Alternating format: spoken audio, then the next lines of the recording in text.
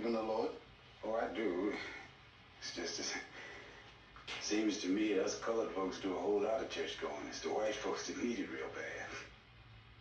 I think if you tried living in a town like this, instead of running free and easy, you'd soon change your tune.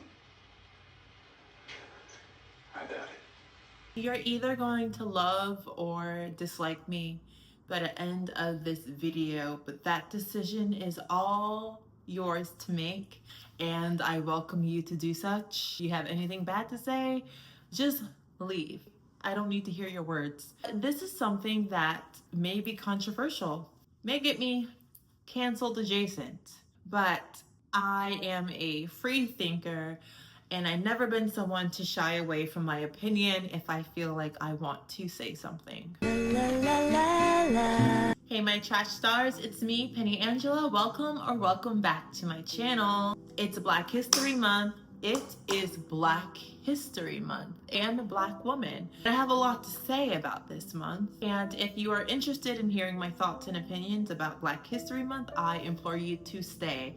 I also implore you to have an open mind when having these dialogues with one another. So if you want to know my true opinions on Black History Month, keep on watching. Black History Month has always been a really interesting time for me. Since I was a young girl, I remember being embarrassed when we would discuss Black History Month in elementary school. When our teachers spoke about topics such as slavery, I felt ashamed. I was oftentimes the only Black child in that room. And that has been my experience throughout most of my education up until college. From elementary school, kindergarten, elementary, whatever, to high school, I was usually the only Black person or one of 2 or 3 Black people in the entire classroom. I grew up in a smallish suburban town in Long Island, New York, and there weren't many other Black kids in my classroom. There were Black kids in my school, of course, but we were not the majority. So I remember at one of the schools I went to, because we moved a lot when I was a child, we were on the run from my father. We were trailer trash. I mean, we were living in motels. We were just doing a lot. That could be a whole other video. But anyway, I remember at one of the schools, one of the school districts I went to, there was something called the White Commons. And by commons, I mean the common place. So there would be places people would hang out before homeroom or whatever. And this was in junior high school. There was the Black Commons and the White Commons. And the White Commons was where all the white popular kids, the skaters, the popular kids, the jocks, like just the white people would hang out. And then there was the Black Commons, which were the Black jocks, the Black popular kids, the Black bad boys, the Black bad girls. Like it was their section and there was their section. So to backtrack, when my teachers, when I was younger, would speak about the civil rights movement or slavery, and they spoke about these violent, vicious, evil, disgusting, harsh realities for people that look like me during that time, little 8-year-old Penny felt as if all eyes were on me. And to be quite frank, they probably were. At that age, I was way too shy and, as I said, embarrassed to look around to see if I was getting cold stares from Erin with her piercing green eyes or John with his blue eyes looking at me. I did not want to face their looks and their glances. At that moment, I just wanted to disappear because it felt like either they would be looking at me in disgust or looking at me in pity, and both of those things are glares and glances that I do not want. I don't want, obviously, anyone to look at me in a way that makes me feel shame or embarrassed, and I also don't like to be pitied for. I didn't want people to look at me like, oh, really, Penny? Like, oh, that happened to you? Even though it didn't happen to me, it happened to my ancestors.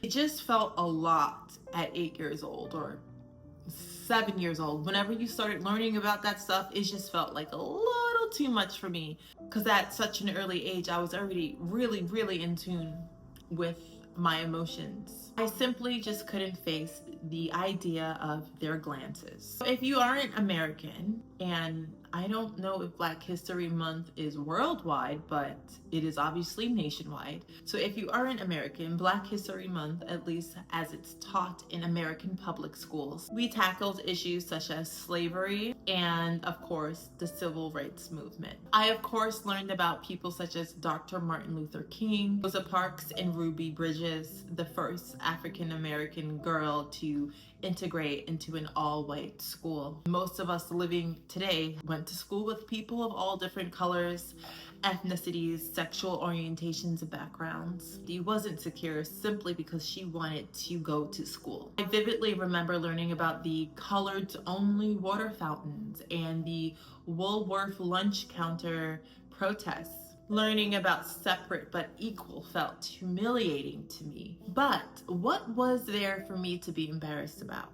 Well, at that age, anything that alienated you from the masses or your peers felt embarrassing. This is a time where conformity is in when you're younger. You don't really want to stand out too much, because standing out too much is what leads you to get bullied, which is something I was already facing since elementary school. I was getting bullied. I've always been quite a peculiar and unusual little girl, and that did not go well for me, especially being a peculiar and unusual little Black girl. At that age, being alienated and feeling awkward was more than enough for me to feel embarrassed. I say that now because I wonder how Black History Month would have felt for me if we, of course, addressed our history, but we spoke about other things as well.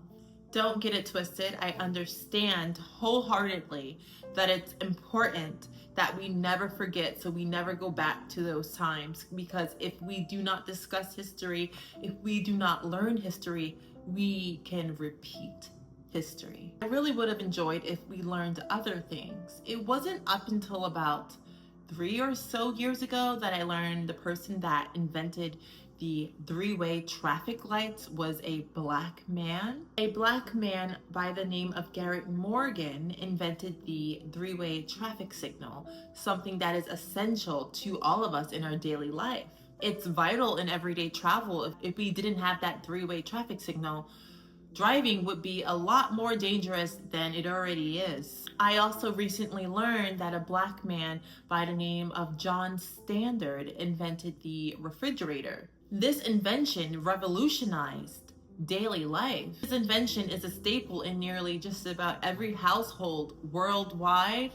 Just about every country has refrigerators. Even if they're mini fridge, have a cooling refrigeration system in nearly almost every home. That is something I wish I learned earlier. In addition to learning about the history, which is traumatic, that we were also taught these beautiful things as well. Last week was February 1st, which is the beginning of Black History Month.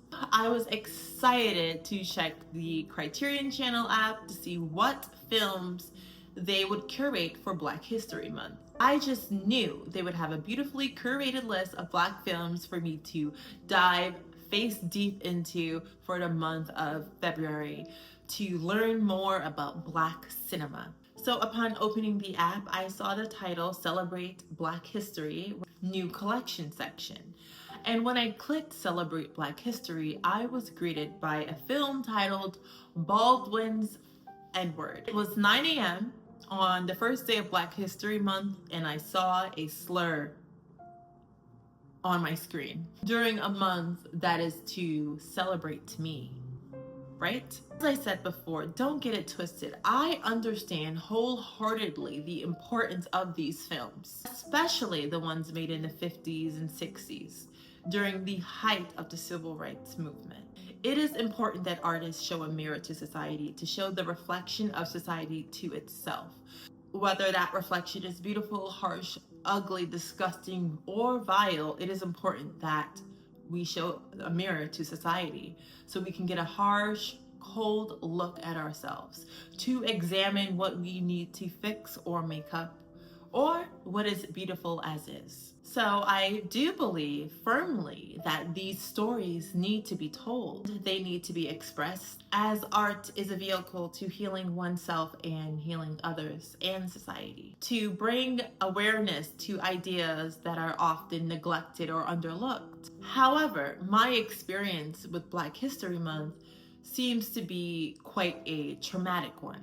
It's a very hard month for me because I am seeing people that have the same hue and complexion such as myself face disgusting things. I'm seeing people that look like me be depicted in films as slaves. They're being beaten, they are being SA'd, they are being mocked and ridiculed, called slurs. This is so prevalent during this month where people are always posting things like the color purple or roots, or understand the concept of it. Trust me, I understand why people are posting these things. But there is so much more to Black history than Black trauma. Don't get it confused, my love. Simply wish there were more things in the mainstream media during Black History Month that showcased other stories, other Black stories that isn't based around trauma or being from the hood or doing something dark. I would love to just see a Black rom-com, not a Black rom-com, it's just a rom-com and the actors just so happen to be Black or predominantly Black cast. Watch a film that's mostly white people, it's not considered a white rom-com, it just is a rom-com. It is given the freedom to just exist. With a lot of modern Black cinema today, a lot of it is based around Black suffering. And these stories have been told before. We have the classics our grandparents made us watch several times on their TV in the living room, like Roots and Color Purple, as I mentioned earlier. I wish when we spoke about Black art and Black cinema, we would also discuss the 1970s Black cinema, the Blaxploitation films, which I feel is like the height of Black cinema. The movies were based around Black people, Black stories, Black culture as a whole, from the hair, the makeup, the dialect, the way they spoke, the cars they drove. But the focus of the movie wasn't necessarily about Black suffering or the fact that they were Black. They just happened to be Black, experiencing Black culture, living and immersing themselves in their culture. That was not the focal point of the film. Films like Foxy Brown or Dolomite. Show warm you up. No shit, baby. Dolomite is my name, and fucking up motherfuckers is my game. Breathing down your neck. Obviously, Blackula is based around him being Black, right? Look at the title. Or even Candyman. But like Foxy Brown is just a cool ass bitch. She could be anyone. She's just a cool ass bitch. And I really enjoy those films because it focuses around Black culture. It's not just surrounded by the element of generational suffering. The Black cinema of the 1970s showcased Black Americans as they are and as they were. They were depicted simply as people, just like everyone else in every other movie. I want Black History Month to be more of a celebration and not just reliving past trauma. As I said earlier, it's a hard month because even my non-Black peers or coworkers or friends, whatever, they're posting things that are really traumatic to look at, which I understand the historical context, but also there's other ways to celebrate us besides our pain. So many African American artists, creators, inventors, musicians, painters, writers, scientists that created things or discovered things that's beyond the parameters of their identity. And we can even discuss people like Tyler Perry. While he doesn't show the generational African American trauma in his work like slavery or things of that nature, he does depict Black Americans in a very stereotypical way. It's almost Black on Black face, if that makes any sense. His work is riddled with misogynoir and stereotypes. Ultimately, his films make you wonder, who are we really laughing at? Are we the joke of our own joke? Are we the joke to other people? Are we showcasing ourselves proudly as jokes? and stereotypes. Ultimately, I want Black History Month to be Black Beauty Month, because Black beauty is also Black history. As for me, I am a creator and an artist, and I don't like to lead my art with my identity at all. Even when I was a plus size model, I never led with plus size. I wouldn't hashtag the fact that I was big. I wasn't like hashtag plus size, hashtag fat. No, I was just a plus size woman into cool shit. I was just a plus size woman wearing vintage clothes. The fact that my body was that way has nothing to do with me as a person. And I don't want people to like my content, to like my art, to like my poetry or my films simply because of the color of my skin or simply because I am a female. Simply want to tell stories just like everyone else. I want people to like me for me, that if I were to be the color green tomorrow, the same people that like my art will still like my art because they like my art not just because of my identity. They like my art and my videos and my poetry and my writing and my thoughts simply because they like them and they resonate with them. And that is how you build longevity and a true sense of community. I don't want to be known as a Black poet, a Black filmmaker. I want to be known just as a poet, just as a filmmaker, just as an artist, just as a YouTuber, just as a content creator. Just like everyone else gets to have that luxury. Why is that not afforded to me? And I understand why. I understand why sometimes there are separate things for marginalized communities such as plus size stores or BET Network, because opportunities weren't always presented to us. And they still to this day aren't always presented to us in the quantity as they may be for other people that are not marginalized. Again, don't get me wrong, I completely understand that.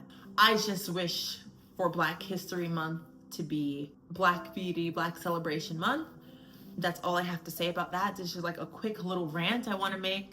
And I don't know how people are going to perceive this video. I would love to perhaps later this month, if time permits, I make a video of Black film and the art and inventions and technology by Black Americans, and to discuss other things during this month besides I Had a Dream, which is important. I understand I had a dream. We understand the importance of it, but there's so much Black intelligence in this world. As I said, I just now, like 2 days ago, upon doing research for this video, found out that a Black man invented the refrigerator. A Black woman, I forget her name, she invented the iconic Playboy bunny outfit. She was the seamstress for that. That is history. That's American history. That is Black history. I would just like for the month to be more than just trauma.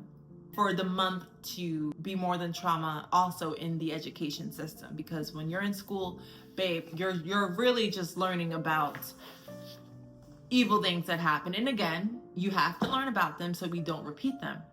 But when it's only the trauma and the traumatic experiences that are being shown or given the vocal point, it makes you just wonder, what exactly are we celebrating? Because what exactly are we celebrating? I don't know. I'm gonna leave it there. Hopefully, or hopefully not. I don't really care if you get mad or offended. If you want to unfollow, this is my channel. For every 20 people that leave, there'll be another 20 that come back that understand my brain and my thoughts. I do not want to be under any sort of constraints out of fear of losing a following. So I had to say what I had to say. Happy Black History Month. Happy Valentine's Day. Happy all of the things and moments. I love you, my little trash stars, and I shall see you in my next video. Bye.